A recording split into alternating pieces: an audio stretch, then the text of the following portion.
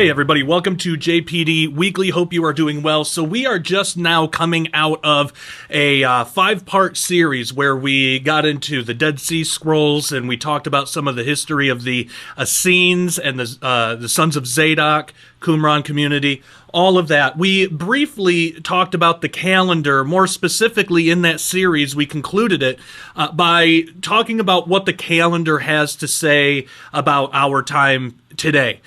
Since that time, I've done some further research and I wanted to tell you guys some additional information about the calendar. So this is actually the biblical calendar. This is the calendar that you see used in the Old Testament.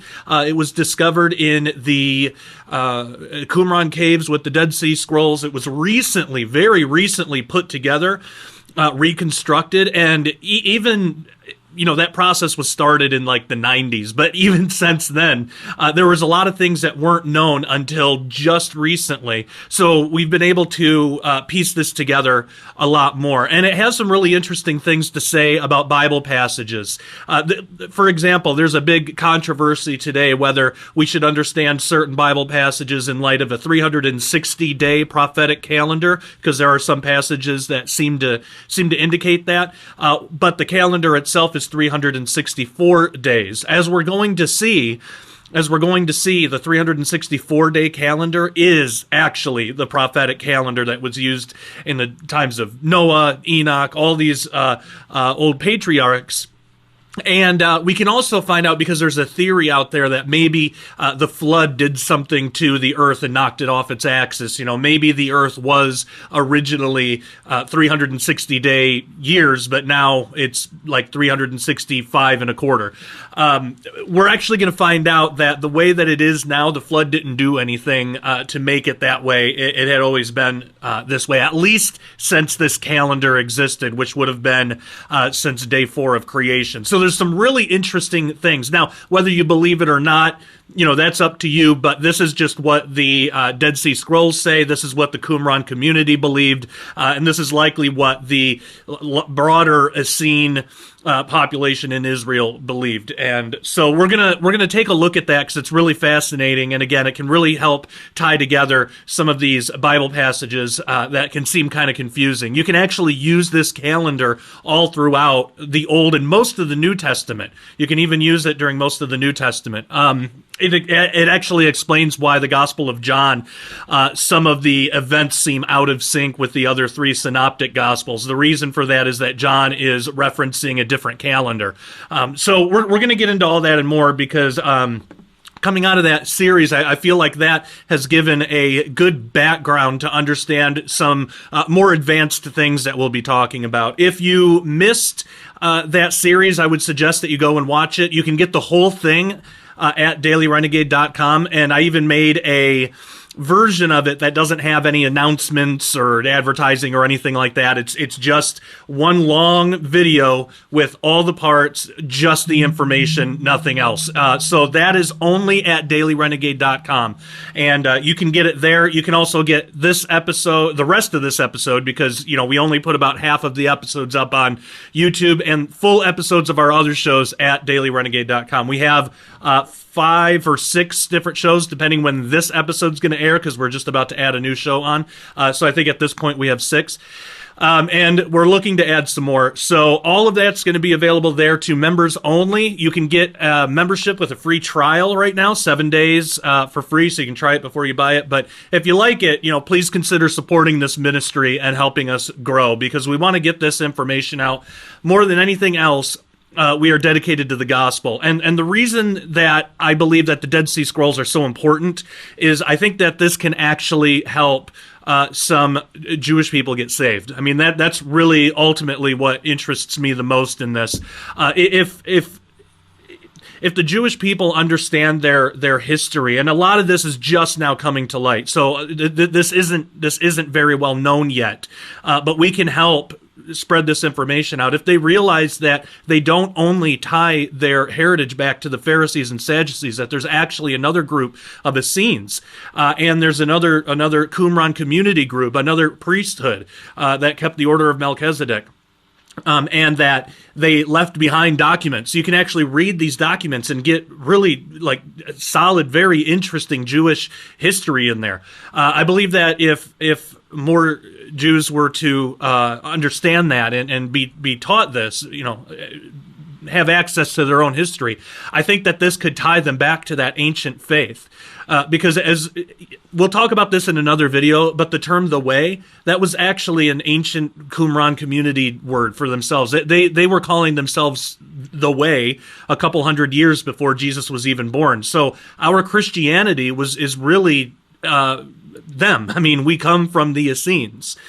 And so, the Jewish people have a heritage there too. And I think that if they were allowed to have this information, because unfortunately a lot of the history has been covered up, if they were made aware of it, I think that could give them a connection where they could understand, this isn't just crazy Christian stuff. Go forget all the Christian stuff for now. This is actual Jewish history.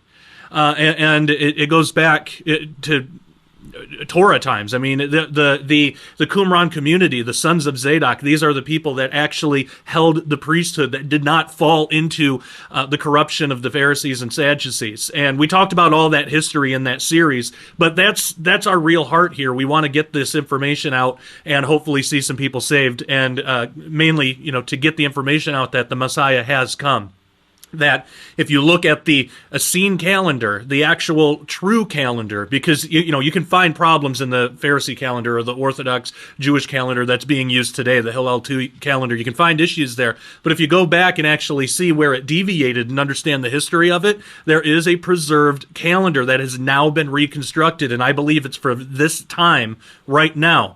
I believe that people are waking up to this, and I believe that God is going to use this in a big way. On that calendar, you can actually see exactly where the Messiah has come, has died. It was prophesied, again, about 100 years before Jesus was even born. There's a prophecy in 11Q Melchizedek that explains exactly how he's going to come, when he's going to come, what he's going to do, and it's really interesting stuff. So I think that if more Jewish people know that and can be given that information, I think they can realize that this Christian stuff, it's not a made up Christian thing. It's actually a very Jewish thing, and so that's why I want to do this. But in order to get that information out, I think a good way to do that is to understand how the calendar works, so we can lend that some credibility, so we can show that it actually works much better, much more accurately than the Hillel 2 calendar or the ancient Pharisee lunar calendar. This is a solar calendar that goes all the way back to creation. So I wanted to talk a little bit more about that. So again, you can get all of the background information. If you missed it, you can get the whole series at dailyrenegade.com. So make sure you go there. And a lot of it's available on YouTube as well. But again, we can't put all of it on YouTube because YouTube deletes our videos and sometimes our entire channels. That's why Daily Renegade exists. Okay, so as I mentioned before, the first century Essenes, they had a much different calendar than the Pharisees and Sadducees of their time used. We saw briefly in that through that series that according to the Dead Sea Scrolls and other ancient historical sources, the Pharisees were using a corrupt pagan lunar calendar, and the priestly sons of Zadok, who became the Qumran community, preserved their original solar calendar that God gave to Adam. And a lot of this history is unknown, and so we don't use it to bash anybody. We don't want to mock anybody or make anybody feel bad or anything. It's just people haven't been taught, and if you haven't been taught, how are you expected to know? And the Bible makes provisions for that. Actually, all throughout the Dead Sea Scrolls, it really has a heart for people who are taught wrong. It doesn't mock or deride anybody who's been taught wrong. It really has a heart to want to reach people who have inadvertently, unknowingly fallen under false teaching. So that's what we're trying to do here as well, correct some of that false teaching. So this calendar was actually given by God to Adam, and the Pharisees eventually broke off of the calendar and accepted a corrupt pagan lunar calendar. And that's not just us saying that. There was actually a prophecy that said that this would occur, that was found in the Dead Sea Scrolls. So after explaining the calendar itself, the Book of Jubilees, which was kept by the sons of Zadok in Qumran, states this, quote, "And all the children of Israel will forget and will not find the path of the years, and will forget the new moons and seasons and Sabbaths, and they will go wrong as to all the order of the years. For I know, and from henceforth will I declare it unto thee, and it is not of my own devising, for the book lies written before me, and on the heavenly tablets the division of days is ordained, lest they forget the feasts of the covenant, and walk according to the feasts of the Gentiles after their error and after their ignorance. For there will be those who will assuredly make observations of the moon, how it disturbs the seasons and comes in from year to year 10 days too soon. For this reason, the years will come upon them when they will disturb the order and make an abominable day, the day of testimony, and an unclean day, a feast day. And they will confound all the days, the holy with the unclean, and the unclean day with the holy. For they will go wrong as to the months and Sabbaths and feasts and jubilees. For this reason I command and testify to thee, that thou mayest testify to them. For after thy death thy children will disturb them, so that they will not make the year 364 days only. And for this reason they will go wrong as to the new moons and seasons and Sabbaths and festivals, and they will eat all kinds of blood with all kinds of flesh." And this is from, like I mentioned before, this is from the Book of Jubilees, and we are in chapter 6, and that was verses 34 through 38. So the Book of Jubilees tells us that God appointed the calendar and mirrors that of what the Book of Genesis teaches. And on the fourth day he created the sun and the moon and the stars, and set them in the firmament of the heaven to give light upon all the earth, and to rule over the day and the night, and divide the light from the darkness. And God appointed the sun to be a great sign on the earth for days and for Sabbaths and for months and for feasts and for years and for Sabbaths of years and for jubilees and for all seasons of the years. Okay, and that matches what Genesis says, which we'll look at in a minute. That is a quote from Jubilees. That's chapter 2, verses 8b through 9. So that mirrors what we know from the book of Genesis. Now, based on this, we learn that the sun was appointed to be a great sign, while no such designation was given to the moon or the stars. This is why the Qumran community thought it was so important to base the calendar on the sun first, rather than on the moon first, such as with the calendar of the Pharisees. Now, another interesting thing about this is that Jubilees passage is it gives us a little more information on how the seasons mentioned in Genesis are broken up. So we learn that there are Sabbaths, which are 7-day periods, feasts, which is most likely Moedim cycles, festival cycles, which we see in Genesis 1:14. Sabbaths of years, which is a 7-year period, and Jubilees, which is a 50-year period. And all of these time periods are involved in understanding the original solar calendar used by the Essenes. Now, what's interesting is there's a debate right now on Jubilees. Is it 49 years or 50 years? And according to the Dead Sea Scrolls, it is actually 50 years, and we've been able to confirm that. And again, that is just a very recent thing. That just happened maybe a couple of weeks ago. So all of this stuff is incredibly recent, but it's coming out fast. Now, the parallel passage in the book of Genesis doesn't give us as much information about the time periods, but it does tell us quite a bit about the creation of the sun, moon, and stars themselves. So we looked at Jubilees. Let's look at what Genesis has to say. And it says, "Then God said, let there be lights in the firmament of the heavens to divide the day from the night, and let them be for signs and seasons, and for days and years, and let them be for lights in the firmament of the heavens to give light on the earth. And it was so. Then God made 2 great lights, the greater light to rule the day, and the lesser light to rule the night. He made the stars also. God set them in the firmament of the heavens to give light on the earth, and to rule over the day and over the night, and to divide the light from the darkness. And God saw that it was good. So the evening and the morning were the 4th day." That is Genesis 1:14 through 19 from the NKJV. Now, what's really interesting here is that word for seasons in Genesis 1:14. That comes from the Hebrew word moed that we just looked at a minute ago. The plural is moedim, and it means appointed times, such as with festivals. So while Genesis doesn't specifically say festivals like Jubilees does, it's likely talking about the same thing by using the word seasons, translated to English English. So we see other uses of that word referring to festivals in passages throughout the Old Testament, such as Exodus 23:15, for example. But the Dead Sea Scrolls contained both the books of Genesis and Jubilees. That's why we're talking about both of these books. The Qumran community highly regarded both of them. So we can see the agreement between these two texts have in reference to the importance of God's calendar system.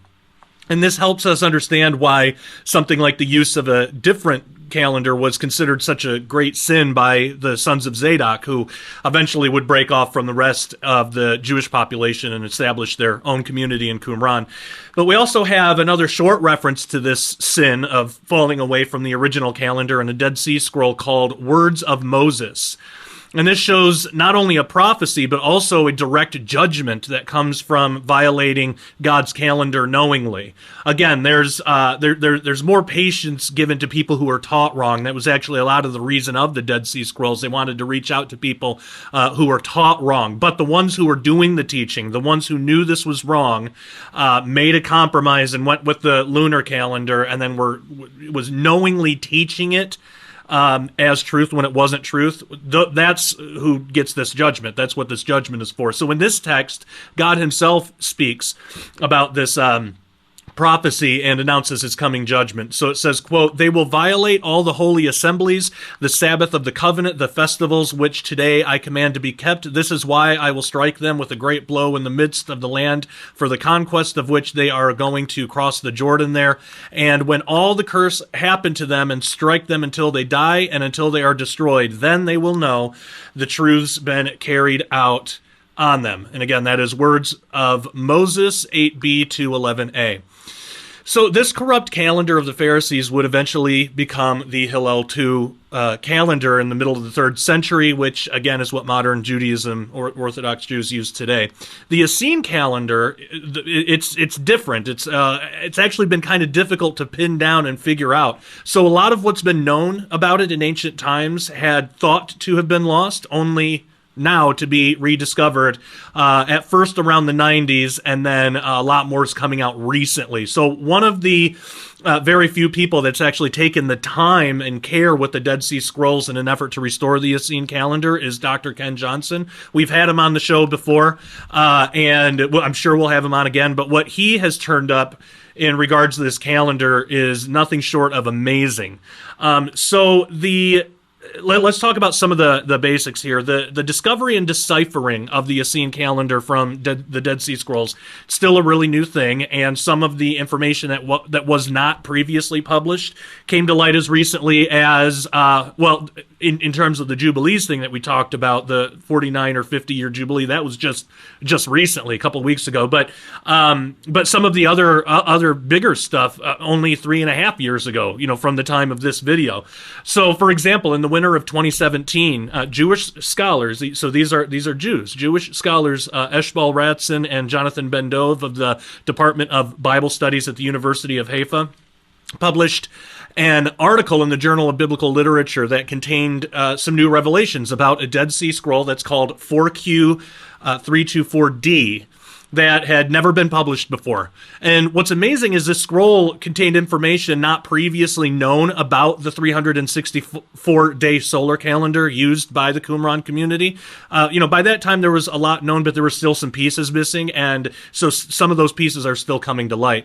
But this discovery allowed the calendar to be reconstructed and better understood. So through that discovery, it became even more obvious how different the solar calendar found in the Dead Sea Scrolls was from the lunar calendar used by the Pharisees of the same time period. So Ratzin and Ben Dov were clearly impressed by this new information. They wrote in a University of Haifa press release, quote, "The lunar calendar which Judaism follows to this day requires a large number of human decisions. People must look at the stars and moon and report on their observations, and someone must be empowered to decide on the new month and the application of leap years. By contrast, the 364-day calendar was perfect." So that's what they said. The Essene calendar is based on the 7-day week. So Saturday is still the Sabbath, making Sunday the first day, Monday is the second, and so on.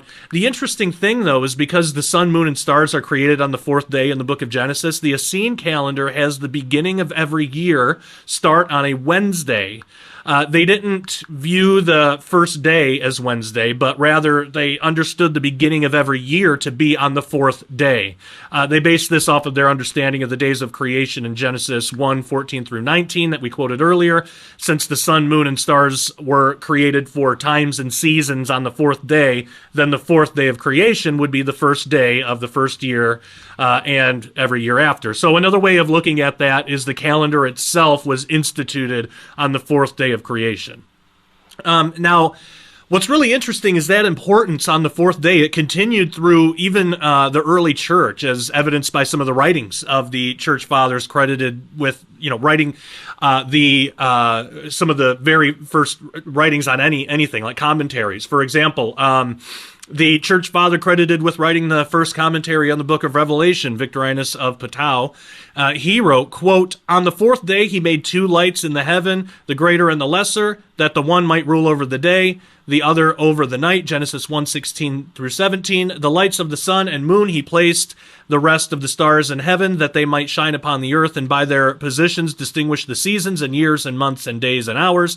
Now is manifested the reason of the truth why the fourth day is called the Tetris, why we fast even to the ninth hour, or even to the evening, or why there should be a passing over even to the next day. Therefore this world of ours is composed of four elements: fire, water, heaven, earth. These four elements, therefore, form the quaternion of times or seasons. The sun also and the moon constitute throughout the space of the year 4 seasons of spring, summer, autumn, winter, and these seasons make the quaternion. And to proceed further still from that principle, lo, there are 4 living creatures before God's throne. 4 gospels, 4 rivers flowing in paradise. Genesis 2:10, 4 generations of people from Adam to Noah, from Noah to Abraham, from Abraham to Moses, from Moses to Christ the Lord, the Son of God. And 4 living creatures, a man, a calf, a lion, an eagle, and 4 rivers, the Pison, the Gihon, the Tigris, and the Euphrates. The man, Christ Jesus, the originator of these things, whereof we have above spoken, was taken prisoner by wicked hands, by a quaternion of soldiers. Therefore, on account of his captivity by a quaternion, on account of the majesty of his works, that the seasons also wholesome to humanity, joyful for the harvest, tranquil for the tempest, may roll on. Therefore, we make the fourth day a station or a supernumerary fast, and that is from on the creation of the world. So the Essene calendar, it's a 364-day year that begins on the spring equinox. It's also set up that everything comes out the same every year because 364 days means the year is exactly 52 weeks with no leftover days, because 52 times 7 is 364. So, for example, Passover is always on the 14th of the Hebrew month Nisan, which is always on a Tuesday. Now, by contrast, the Pharisee and even our Gregorian calendar is imperfect, and you can't pinpoint down to the exact day when a holiday will occur. We could know that Christmas is on December 25th, but every year, the day itself might change. So Christmas in 1998 was on a Friday. Christmas in 2014 was on a Thursday. So every year is different. But there is a reference to the 364-day year starting on the spring equinox, when there's equal amount of day and night, in the book of Enoch, which was found among the Dead Sea Scrolls. So this is Enoch 72:32b, which says, "And the night is equal to the day, and the year is exactly as to its days 364. Now, leap years on the Essene calendar are handled differently too. So our Gregorian calendar has 365 days a year, which usually means that every 4 years we add an extra leap day. Now, technically speaking, it's not as simple as adding an extra day every 4 years. There's a more complicated way to figure out leap years on the Gregorian calendar. So for any given year to qualify as like a leap year, that year has to be divisible by 4. If the year is also divisible by 100, then it's not a leap year. But if the year is also is evenly divisible by 400, then it is a leap year, so it's really complicated. And there are online resources to help figure all that out today. But the modern Jewish calendar has only 354 days per year, meaning once about every 3 years or so, they have to add a leap month. The Essene calendar, though, is different. It maintains the Sabbath cycle, meaning when it becomes 7 days off, they would add a leap week. And this keeps all of the Sabbaths in sync, which was really important for, the rituals of priests and things.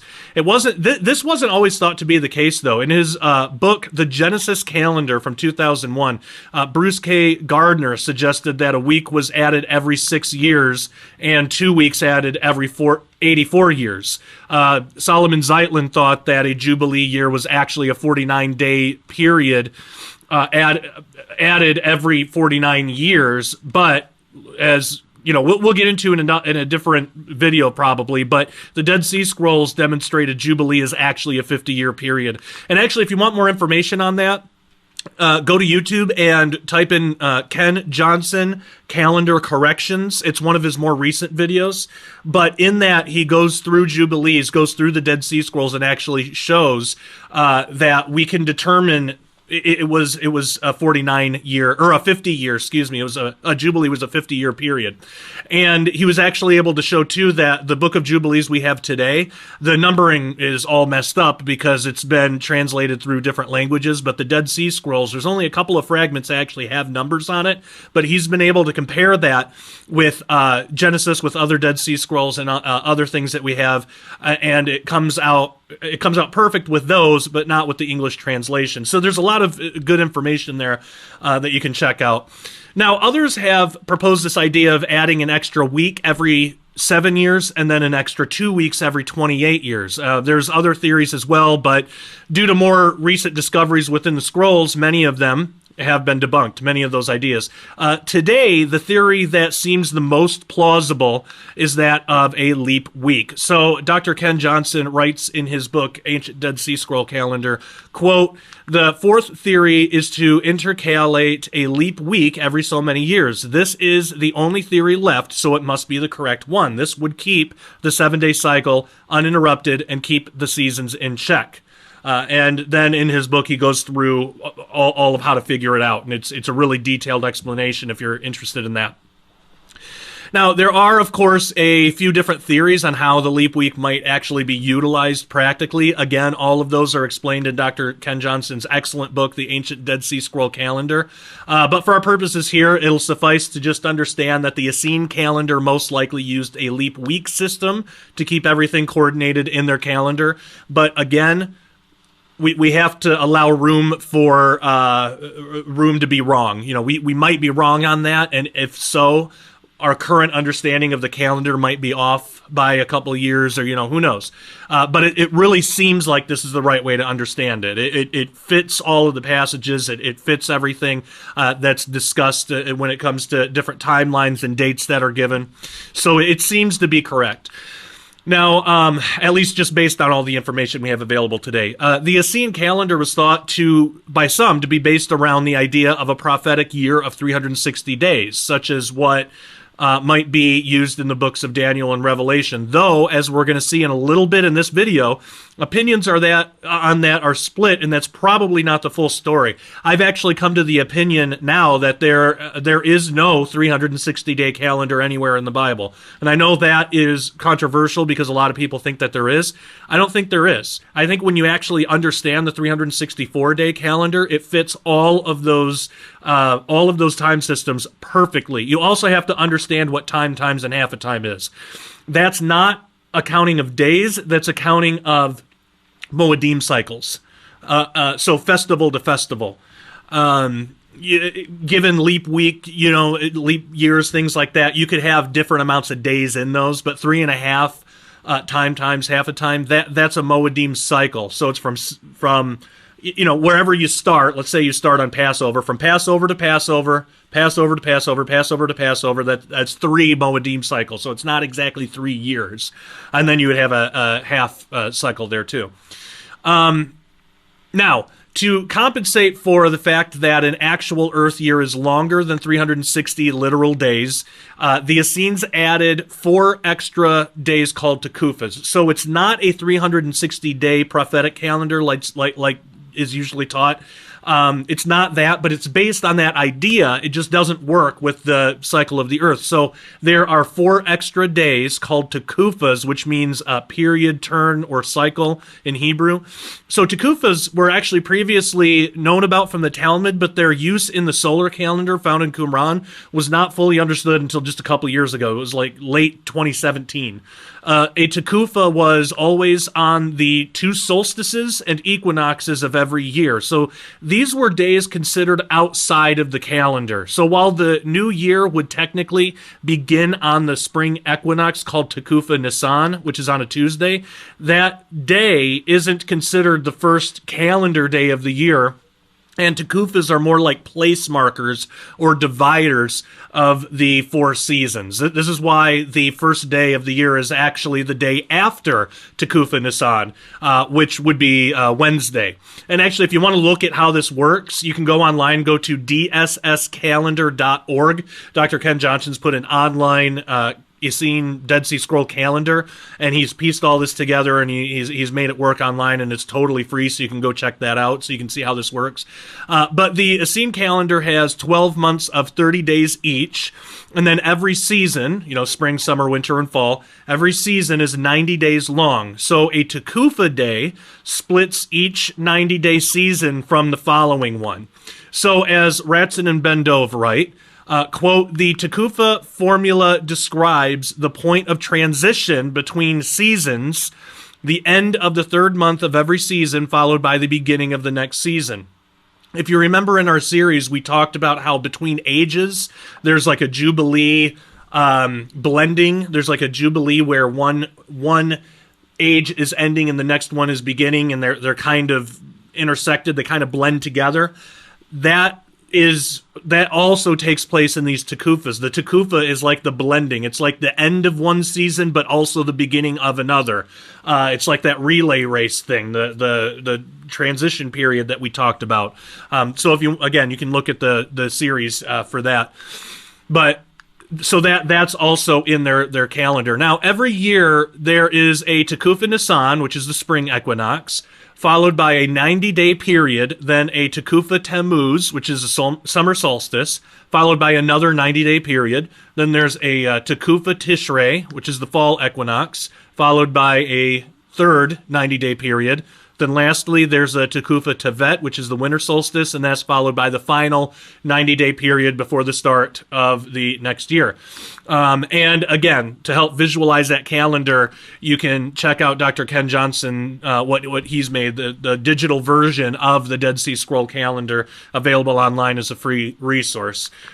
So why not a 360-day calendar? Why not have that? Because and why does it really seem like in Genesis, especially with the flood? We're actually going to look at the flood, all of the dates, and show how it only works on a 364-day calendar. It does not work on a 360-day calendar. We're gonna show all of that, but we're gonna do that in the members only section. So that gives you enough to understand some more points about the calendar, but to really get how this plays into Scripture, head on over to dailyrenegade.com and get a membership. You can get a free trial for 7 days, and if you like it, then go ahead and help support the ministry, help us spread this message by supporting us, and get a membership. It is only $10 a month or $100 a year. I suggest getting the $100 a year because it's cheaper that way. You actually get 2 months for free, and you only have to pay for it once, and you don't have to pay for it for a whole other year. You don't even have to think about it. So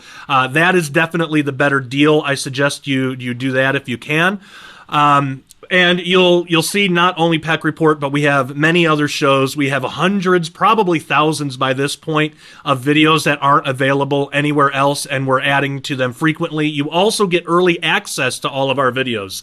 So for Sharpening Reports, Christian Marauder, Christian Contrarian, Detox Babylon, all of these shows, you get early access weeks in advance. You also get access to some free documentaries that aren't available for free anywhere else. But as a member, you get to screen these in the comfort of your own home before anybody else gets to. And I'm even putting together some additional documentaries. So if you liked Silent Cry, I'm doing some online documentaries specifically for Daily Renegade and not for anything else. So if you want access to all of that and a lot more, please consider getting a membership. We want to fix some of the minor bugs in the website. By the way, some people have said when they try to log in, it just stays on that screen. Give it a second; it will log you in, because I know on mine when I log in, I click log in and then it looks like it's not doing anything. It's the browser. So if you're using, it's not great on Safari. So I would suggest trying Firefox or Chrome. And again, it's a browser problem. It's not really on there's not a whole lot we can do about it on our end, but we will try to do what we can. We also want to develop an app for all of that, so members will be able to watch the videos right on their phone or TV. They just log in and then they can just have the videos, and they don't have to deal with the computer or deal with the website on their phone. So we want to do all that, but it's extremely costly, and we have to get some memberships. So again, head on over to dailyrenegade.com if you believe in this ministry and what we're doing. Help support us, and that would be great. Also, some people have asked me where they can donate for my son Nathan, who's going through leukemia. He's also going through all of these mental health issues. It's been a nightmare. I have a PayPal link that you can find in the description below. It's paypal.me/Josh Peck Disclosure.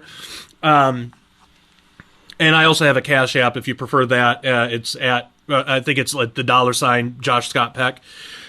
So you can donate there. PayPal is the easiest way. If you'd rather send a check or money order, it is P.O. Box 396, Crane, Missouri, 65633. You can mail it there.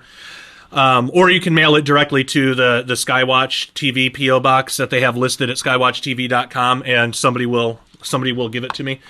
So if you'd rather do that, you can do it that way, or if you want to put cash in a card or something, however you want to do it.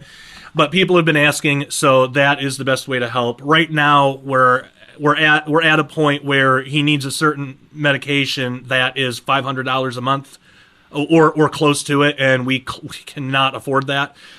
Clearly, so we're looking at other options. The doctor is working to see if there's another medication that our insurance might cover. But he has at least 3 mental health issues now. It's all a nightmare. I'll do a video on it or something and explain more when we know more. But right now, there's not a whole lot that we know.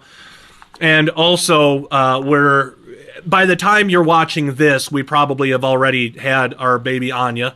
So, but at the time of this recording, we're like days away from that. I have also just recently been diagnosed with spinal stenosis of the thoracic region, which the way that it was explained to me, it's basically the middle of my spine is like disintegrating. It's like a degenerative arthritis kind of thing. And that's a whole other nightmare that might require surgery down the line. And so it's kind of been one thing after another. But what that tells me is we must be doing something right.